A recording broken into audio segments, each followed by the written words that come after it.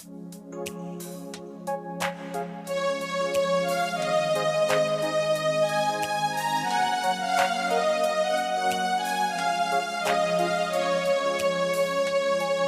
Lord, హల్లెలూయా. రాహోప్రియ temple నుంచి మరొకసారి మీ జయమన్న. మొట్టమొదటిసారిగా మీరు రాహోప్రియ టెంపుల్ అనేటువంటి మా యూట్యూబ్ ఛానల్ చూస్తున్నట్లయితే దయచేసి సబ్స్క్రైబ్ అనేటువంటి బటన్ నొక్కండి. మీరు గూగుల్ పే, ఫోన్ పే, కానుకలు, మనీ ఆర్డర్లు పంపించకపోయినా మీరు మా సేవకి సహకారం అందించాలంటే ఏమండి, జస్ట్ ఖాళీగా ఉండే మీ యొక్క చూపుడు వేలుని సబ్స్క్రైబ్ బటన్ మీద నొక్కి నోటిఫికేషన్స్ మీద బెల్ ఐకాన్ నొక్కితే ఆ వీడియోలు మీకు వస్తాయి. ఆ చిన్న పని చేయడం ద్వారా దేవుని సేవకు మీరు సహకరిస్తున్నారు. తెలుసా మీకు? మీకేమో డబ్బులు ఇచ్చేయమని చెప్పట్లేదు. అంటే గూగుల్ పే చేసేయండి, ఫోన్ పే. అవి గూగుల్ పే, ఫోన్ పే చేయాలంటే దేవుడి హృదయాన్ని ప్రేరేపించాలి. సబ్స్క్రైబ్ చేయు, దేవుని సేవలో సహకారం అందించండి. ఓకే, ఒక చిన్న వాక్యం మనం చూసుకుందాం. సామెతల గ్రంథము 21:9. గయాలితో పెద్ద నింట నుండుట కంటే ప్రార్థిద్దాం. ప్రభువైన దేవా, నీకు స్తోత్రం చెల్లిస్తున్నా. అయా, నీ మాటలు మా జీవితాలని, పడిపోయిన మా ఆత్మీయ జీవితాలను మళ్ళీ కట్టినట్లు ఊహించలేని రీతిలో మేము నీలో ఫలించే కృపను దయచేయమని నీవే మాట్లాడు. నజరుడి యేసు నామములో ప్రార్థిస్తున్నాము తండ్రి, ఆమేన్. Praise the lord.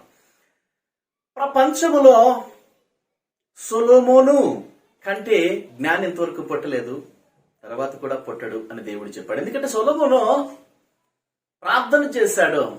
అయ్యా, దేవునితో ప్రార్థన చేసినప్పుడు దేవుడు ప్రత్యక్షమై, సొలొమోను, నీ ప్రార్థన నేను విన్నానయ్యా. దావీదు కుమారుడైన సొలొమోను, నీ ప్రార్థన విన్నాను.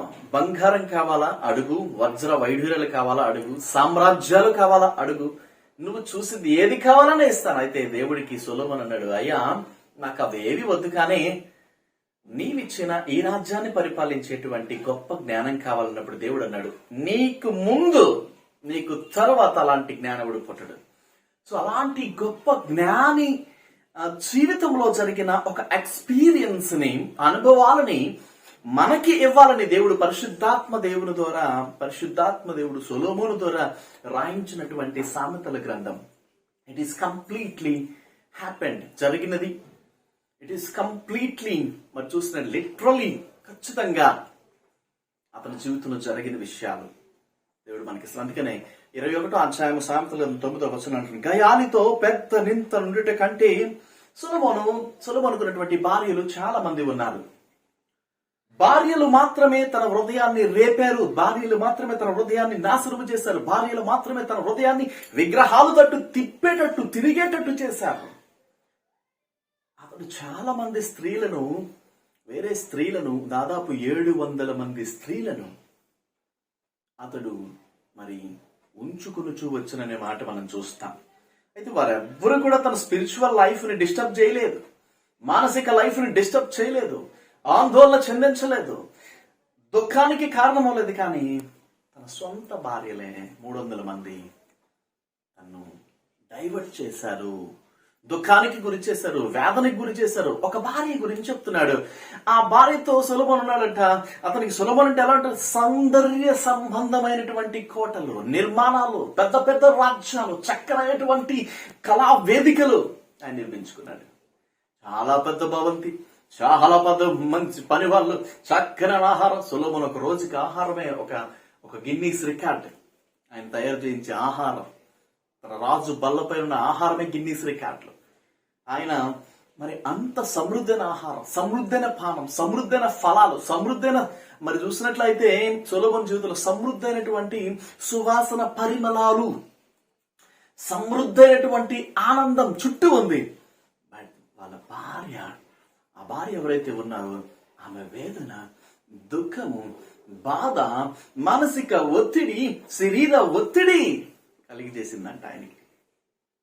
అందుకే అంటున్నాడు, పెద్ద ఇల్లు ఉన్నప్పటికీ, సకల సౌందర్యాలు ఉన్నప్పటికీ, సకల సువాసనలు ఉన్నప్పటికీ, సకల భోజన పదార్థాలు ఉన్నప్పటికీ, సకల ఫలభరితాలు ఉన్నప్పటికీ, సకల విధములైన పరివారం ఉన్నప్పటికీ, సకల సౌఖ్యాలు ఉన్నప్పటికీ, నా భార్య గయ్యాలిది, ఆమె మాటలతో నన్ను వేధిస్తుంది, ఆమె నన్ను హింసిస్తుంది. ఇక్కడ ఎందుకురా బాబు, ఈ ఇల్లు ఎందుకు, ఎక్కడైనా ఉండాలనుకుంటున్నారు. చూడండి, చాలా మంది జీవితాల్లో ఏసీలు ఉంటాయి, కార్లు ఉంటాయి, చక్కనైనటువంటి ఇల్లు ఉంటుంది, చక్కని బ్యాలెన్స్ ఉంటుంది, చక్కని ఆభరణాలు ఉంటాయి, చక్కని సౌందర్యం ఉంటాయి, అంతా ఉంటుంది. కానీ వాళ్ళ భార్య తన హృదయాన్ని కెలకడం స్టార్ట్ చేస్తుంది, ఆ భర్త యొక్క హృదయాన్ని. భార్య అందంగా ఉండదు, క్లియర్ చెప్తున్నా. అందంగా ఉండే భార్య మళ్ళీ హింస పెట్టడం వల్ల అందవికారంగా ఉంటుంది భార్య. దానికి అనుమానం ఎక్కువ. ఫోన్ చేస్తే తప్పు, చేయకపోతే తప్పు, మాట్లాడితే తప్పు, మాట్లాడకపోతే తప్పు. ఎందుకంటే కెలికేస్తా ఉంటది. ఆ యాటిట్యూడ్ ఏంటంటే ఒక పిచాచి యాటిట్యూడ్. పాపం ఎంత ఉంటే ఏంటి, తమ్ముళ్ళు చాలా మంది ఉంటారు. తమ్ముళ్ళు చాలా మంది మీరు ఉన్నారు. పాపం చక్కనైనటువంటి గృహాలు ఉండొచ్చు, మంచి కార్లు, విలాసవంతమైన జీవితాలు ఉండొచ్చు. కానీ నీ భార్య నిన్ను పొడి చేస్తా ఉందా, వేధిస్తూ ఉందా, గయాలతో ఉందా అంటున్నాడు. చూడండి శాంతుల గ్రంథము మరి చూసినట్లయితే 26వ అధ్యాయము 16వ వచనం మనం చూద్దాం. ఎంత భయంకరమైందంట ఆ భార్య. చూద్దాం 26:16 మనం చూద్దాం.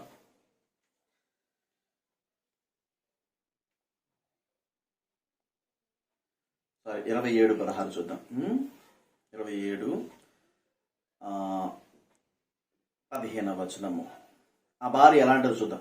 ముసురు దినమున ఎడతెగక కారు నీళ్లును గయ్యాలి అయిన భార్యయు సమానము. వా, ఎంత భయంకరం అండి. ముసురు దినమున ఎడతెగక కారు నీరును అంటే, ముసురు అంటే ఎలా ఉంటుందో తెలుసు కదా. ముసురు అది తగ్గదు, పెరగదు. బయటికి వెళ్ళాలనుకుంటామా, వెళ్తే తడిసిపోతాం. అర్థమైందా? ముసురు అంటే ఎలా ఉంటది? చిన్న చిన్న చినుకులు రాలుతూనే ఉంటాయి. రేపు తగ్గుతుందా? తుఫాను ప్రకటన. ఇంకా ఈ తుఫాను, ఇంకా ఈ ముసురు, ఇంకా ఈ జల్లులు, ఇంకా ఈ వాతావరణం ఎన్ని రోజులకు తెరిపి పెడుతుందో, ఎన్ని రోజులకు తగ్గుముఖం పడుతుందో, ఎన్ని రోజు చెప్పలేం. అల్ప పీడనాలు గట్టిపడ్డాయంట, బలీయంగా ఉన్నాయి. మరి చూసినట్లయితే అప్పుడు చాలా మంది పాపం ఎంప్లాయీస్ ఇబ్బంది పడతారు, పని వాళ్ళు ఇబ్బంది పడతారు, బయటికి వెళ్ళే వాళ్ళు ఇబ్బంది పడతారు. ఏ పనులు జరగవు, ఎందుకంటే అవి పడుతూనే ఉంటాయి. ఈ గయ్యాలి అనే భార్య ఏం చేస్తుందంటే తన ప్రవర్తనతో, ఇంకా 1 గంట సేపు కోపం ఉంటుందని కాదు, 2 గంటలు, 3 గంటలు, 1 రోజు కాదు, 2 రోజులు కాదు, 3 రోజులు కాదు. తన ఆలోచన ఏంటంటే కుళ్ళిపోతూ ఆలోచన. భర్తకి మనశ్శాంతిని కరువ చేయాలి, భర్తని పీక్కు తినాలి, భర్తని వేధించాలి, భర్తని నాశనం చేయాలి. భర్త ఏడుస్తుంటే, దుఃఖపడుతుంటే, వేదన పడుతుంటే, అన్నం తినకపోతే, నిద్ర పోకపోతే, సమృద్ధిగా లేకపోతే ఆనందించేటువంటి భార్య. ముసురు దినమున ఎడతెక్క కారు నీరును గయాలి అయిన భార్యయు సమానము. He had a beautiful experience. Why I mentioned the word beautiful? Why? Because he's going for beauty. Beautiful experience అని నేను ఎందుకు చెప్తున్నా అంటే, అందం కోసం పరిగెట్టాడు బాబు సులోమోన్ గారు. అందం గురించి పరిగెడితే ఎక్కడ లేనటువంటి కంపలన్నీ తగిలాయి ఈయనకి. ఎక్కడ లేనటువంటి శోధన అంతా తగులుకుంది, ఎక్కడ లేని వేదన అంతా తగులుకుంది. ఇప్పుడు ఆమెని ఖండించలేడు, ఉండలేడు. ఆమెని కొట్టలేడు, ఉండలేడు. తిట్టలేడు, ఉండలేడు. వదిలించుకోలేడు, ఉండలేడు. సర్వం ఏర్పాటు చేసేసాడు. చూడండి ఎంత భయంకరం అంటే, ప్రతి క్షణం ఇంకా మాటలు, ప్రతి క్షణం చేతలు, ప్రతి క్షణం ఆ యాక్షన్స్ ఎలా ఉంటారంటే వాళ్ళు ఆ గయ్యాలి అయిన భార్యలు ఎలా ఉంటారు. తమ్ముళ్ళు మీకు చాలా మంది ఉండుంటే పాపం మీరు అన్ని పాపం సౌందర్యంగా ఉండుండొచ్చు, చక్కగా చూసుకుంటున్నప్పటికీ కూడా మీకు అలాంటి భార్యలు ఉంటే మనం చూద్దాం, ప్రార్థన చేద్దాం. ప్రియమైనటువంటి వాళ్ళారా చూడండి, ఎలా అంట, ఫోన్ చేసావా, ఎందుకు చేసావు ఈ టైంలో, చేయలేదా, ఎందుకు చేయలేదు, మెసేజ్ చేసా, ఆ మెసేజ్కి రిప్లై ఎవరు? పాప మీరు ఎంతో ఆఫీసులో ఉండి కష్టపడి ఫోన్ చేసావా, లేకపోతే కష్టంలో ఉండి ఎలా ఉన్నావు, లేకపోతే మామూలుగా ఫోన్ చేస్తే వాళ్ళు రిప్లై ఎత్తరు, ఫోన్ ఎవరు? కొంతమంది దౌర్భాగ్యమైన భార్యలు, నన్ను క్షమించండి ప్రియమైన తమ్ముళ్ళు, చెల్లెళ్ళు, అక్కలో, కొంతమంది దౌర్భాగ్యమైన భార్యలు చీకట్లో కనబడరు. చీకట్లో వాళ్ళు కనపడరండి. చీకట్లో వారు కనబడకపోయినా వారు మెయింటైన్ చేసేటువంటి ఫెలోషిప్లు ఉంటాయి కదా, పాపపు ఫెలోషిప్స్. అవి పాపపు ఫెలోషిప్స్ ఎవరితో మెయింటైన్ చేస్తారు తెలుసా? ఒక వాయు ఉండదు, వర్షం ఉండదు. వీళ్ళు భర్త చూస్తేమో హీరోలా ఉంటాడు, చిరంజీవి లాగా, నాగార్జున లాగా. ఏంటి నాగార్జున హీరో గురించి చెప్తున్నాను అంటే, చెప్తున్నాను మామూలుగా చెప్తున్నా, అందరికీ తెలియాలి, అందరూ తెలుస్తుంది కదా, పబ్లిక్ ఫిగర్స్ కదా. చాలా అందంగా ఉంటాడు. ఆవిడ చూస్తే చీకట్లో కనబడదు. మళ్ళీ ఆవిడ ఎఫ్ఐఆర్స్ ఎలా ఉంటాయో తెలుసా మీకు? ప్రపంచానికి తెలియదు కానీ పాపపు ఎఫ్ఐఆర్స్, పాపపు సంబంధాలు, పాపపు కార్యాలు, పాపపు ఆలోచనలు. కనుక భర్తకు కాల్ ఎందుకు చేస్తుంది? భర్తకు మెసేజ్ ఎందుకు చేస్తుంది? భర్తతో ఎందుకు మాట్లాడుతుంది? పాపం నీ భర్త నిజమైన వాడి కనుక పాపం ఫోన్లు చేయడం, మాట్లాడటం, ఇలాంటివి ఉన్నాయా లేవా? ఎక్స్పీరియన్స్ తమ్ముళ్ళు ఉన్నాయా లేవా? ఉన్నాయా లేవా? మనాడు ఫోన్ చేస్తాడు, రిప్లై ఉండదు. మెసేజ్ పెడతాడు, రిప్లై ఉండదు. ఎలా ఉన్నావు? రిప్లై ఉండదు. ఎందుకంటే కొంతమంది ఏం చేస్తారంటే వాళ్ళకి ఆటంకం కలుగుతుందని చెప్పి భర్తని కావాలనే రెచ్చగొట్టి ఇబ్బంది గురి చేసి బ్లాక్ చేసేటట్టు చేసే టెక్నిక్లు ఉన్నాయి. ఈ బ్లాక్ చేయడం వల్ల కమ్యూనికేషన్స్ ఆగిపోతాయి. ఇంకా వెచ్చలవిడిగా వారు తిరుగుతారు, వెచ్చలవిడిగా వారు పనులు చేసుకుంటారు, వెచ్చలవిడిగా వారు కార్యాలు చేసుకుంటారు, వెచ్చలవిడిగా చీకటి ప్రపంచంలో ఉంటారు, వాళ్ళ ఇష్ట కార్యాలు చేసుకుంటారు. దేవుని దృష్టిలో పడిపోతున్నావు బిడ్డ, పిసికేస్తాడు.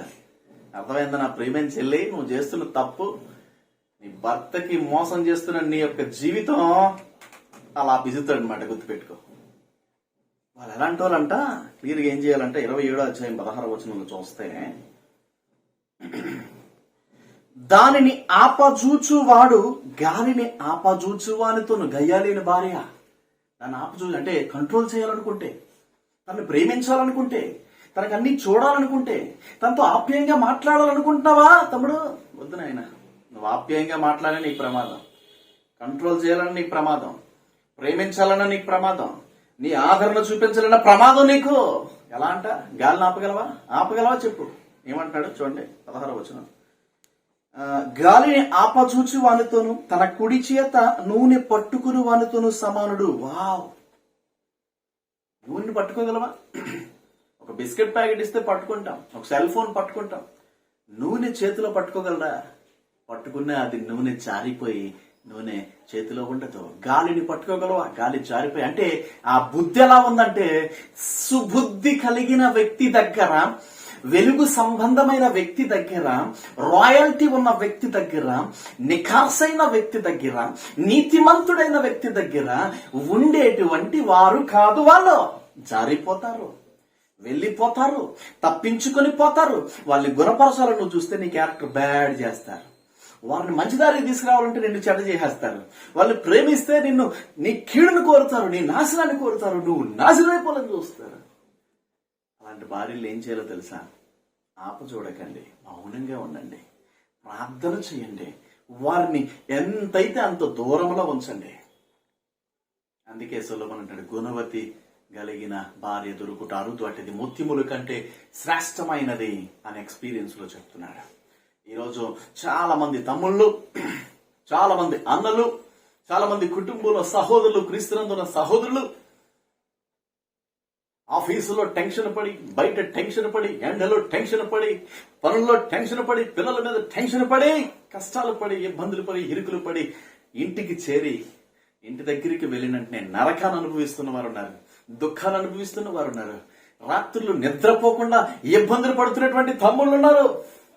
ఉదయం 3, 4, 5 గంటలు నిద్రపోకుండా ఏడుస్తూ కన్నీరు కార్చి ఎవరికి చెప్పాలి, ఎవరితో చెప్పాలి, ఎలా మాట్లాడాలి, ఎవరితో పంచుకోవాలో తెలియకుండా గుండెల్లో బాధని, దుఃఖాన్ని మరి మోస్తూ క్యారీ చేస్తూ కృంగిపోతున్న తమ్ముళ్ళారా, భయపడద్దు. దేవుడు నిన్ను ఆదరిస్తాడు, దేవుడు నీ కొరకు ఏర్పాటు చేస్తాడు, దేవుడు నీ పక్షాన ఉన్నాడు. అలాంటి గయ్యాలైన భార్య నజరేయుడైన యేసు క్రీస్తు నామములో నీ దగ్గర నుంచి వేరుగా ఉండునుగాక, మాయమైపోవునుగాక, దూరమైపోవునుగాక. నీకు టార్చర్ పెట్టిన ఆ భార్య 1000 రెట్లు టార్చర్ అనుభవించునుగాక. భయపడద్దు. అలాంటి సైకోల్ని మీ మనసులో నుంచి తొలగించండి. ఏంటి అన్నా, భార్య భర్తలు విడిపోమంటున్నావు? ప్రార్థన చేయి, ఓపిక పట్టు. నువ్వు నీ విలువైన ప్రేమని, నీ చక్కనైనటువంటి ప్రేమని, నీ మాధుర్యాన్ని, నీ సమయాన్ని, నీ ధనమును, నీ గిఫ్ట్లని ఆమెకి ఇచ్చి నువ్వు హేళనవద్దు. ఎందుకంటే నువ్వెంత చక్కగా ఉంటావు, నువ్వెంత రాయల్ గా ఉంటావు, నువ్వెంత సువాసనగా ఉంటావు, నువ్వెంత అద్భుతంగా ఉంటావు, నువ్వెంత అమూల్యమైన వాడివి, నువ్వెంత ముత్యం వంటి వాడివి, నువ్వెంత రత్నం వంటి వాడివి.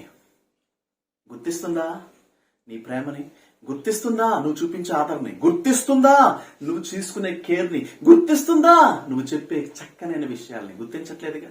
నీచమైనటువంటి వ్యక్తులతో, నీచమైన సహవాసాలతో, నీచమైనటువంటి దౌర్భాగ్య కార్యాల్లో బ్రతుకుతూ పాపపు చీకట్లో ఉన్నటువంటి ఆ చీకటి వ్యక్తిని దేవునికి అప్పగించు. నీ జీవితం ఆ చీకటి నుంచి బయటకు వచ్చేకి బాగుపడతావు. ఏందన్నా ఇట్లా ఎమోషనల్ చెప్తాండవు? నేను చెప్పట్లేదు తమ్ముడు, పరిశుద్ధాత్మ దేవుడు చెప్తాను. నాకు తెలియదు, నేను బైబిల్ టచ్ చేసేందుకు ఏ వర్తమానం చెప్పాలి నాకు తెలియదు. వచ్చాను, టచ్ చేశాను, అంత తీశాను. గుర్తుపెట్టుకో, ఈరోజు అలాంటి తమ్ముళ్ళు, అలాంటి అన్నలు, అలాంటి క్రీస్తులందు ఉన్న సహోదరులందరూ విడిపింపబడుదురు కాక. అలాంటి గయ్యాలి అయిన భార్యల చేత, అలాంటి దౌర్భాగ్యమైన భార్యల చేత, అలాంటి చీకటి సామ్రాజ్యాల్లో ఉన్నటువంటి భార్యల చేత, ప్రియమైనటువంటి చెల్లి, అక్క, నీ భర్తకు ద్రోహం చేస్తున్నట్లయితే, నువ్వు సౌందర్యంగా లేకపోయినా కంపు కొడుతున్న నీ భర్తను నిన్ను ప్రేమిస్తుంటే, నిన్ను ఆదరిస్తుంటే, నిన్ను తండ్రిలా అవతారుస్తూ ఉంటే, ఆ భర్తని మోసం చేసి, ఆ భర్తని కన్నీటికి కారణమై, ఆ భర్తని దుఃఖంలో ముంచి, ఆ భర్తని వేధిస్తూ, ఆ భర్త గుండె కోతకు కారణమవుతున్నావా చెల్లి, తమ్ముడు? నువ్వు బాగుపడతావు. చెల్లి, అక్క, మారు మనసు పొందో, లేదా సర్వోన్నతులైన దేవుని హస్తము నీ మీద పడిపోతుంది.